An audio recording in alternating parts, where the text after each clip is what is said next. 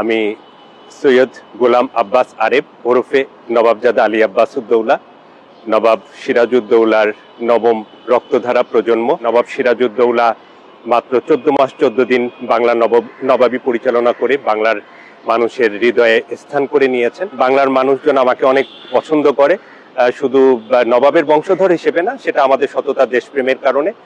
কারণ আমার আব্বাজান ইঞ্জিনিয়ার সৈয়দ গোলাম মোস্তফাকে বা আমার আম্মাজান মহিষিনারী সৈয়দা হোসনেরা বেগমকে দেখেছি যে ওনারা জনগণকে নিজের অবস্থান থেকে নিঃস্বার্থভাবে অনেকভাবে সাহায্য সহযোগিতা করেছেন, যেটা একটা নবাব পরিবারে থাকা প্রয়োজন, একটা রক্তের বৈশিষ্ট্যতা।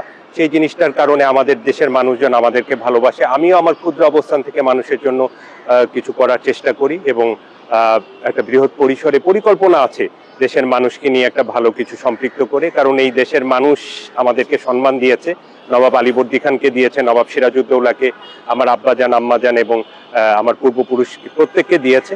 তো এই দেশের মানুষকে সম্পৃক্ত করে আমরা ভালো কিছু করব এবং এই দেশের মানুষ আমাদের আপনজন। নবাব পরিবারে ঘসিটি বেগমও ছিলেন, জানেন, শওকত জঙ্গ ছিলেন। তো ঘসিটি বেগম একজন সিরাজউদ্দৌলার খালা ছিলেন, উনি একজন ষড়যন্ত্রকারী। খালাতো ভাই ছিলেন শওকত জঙ্গ, উনি একজন ষড়যন্ত্রকারী। নবাব বংশের নাম থাকলেই যে সে সিরাজউদ্দৌলার বংশধর, আমি সেটা মানি না। নবাবের যারা বংশধর আছে সেগুলো আক্ষরিক অর্থে আছে, তাদের ওরকম কোনো ভূমিকা নেই। আমি যেভাবে নবাবকে ভালোবেসে কাজ করছি, দেশকে ভালোবেসে, তারা ফোকাসে আসলেও অলরেডি কিছু কিছু ইউটিউবারের মাধ্যমে এসেছে কিন্তু আসলে তারা কোনো ভূমিকা রাখতে পারেনি। একমাত্র আমাদেরকে সে সম্মাননা দিয়েছেন ঢাকার নবাব স্যার সলিমুল্লাহ। আমাদের কষ্টের কথা যখন শুনেছিলেন, আমার ষষ্ঠ বংশধরকে একটা সম্মানজনক অবস্থানে নিয়েছেন ডেপুটি সাব রেজিস্ট্রারে, এবং সেটা কিন্তু ব্রিটিশ মিউজিয়ামে সুরক্ষিত আছে। সেই লেটার্সটা বিভিন্নভাবে আমাকে হেয় করার জন্য আমার ফ্ল্যাটে আগুন ধরানো হয়েছে, সেটাও মিডিয়াতে এসেছে, এবং আমার বিরুদ্ধে বিভিন্ন ইউটিউবারকে নামানো হয়েছে।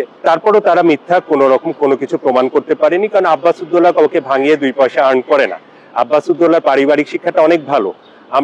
আমরা নিজে না খেয়েও অন্যদেরকে খাইয়ে দিতে পারি, ঠিক আছে? তো আমরা যেহেতু বংশীয় পরিবারে, আমাদের কাছে দেশ সুরক্ষিত, দেশের মানুষ, দেশের মাটি সুরক্ষিত।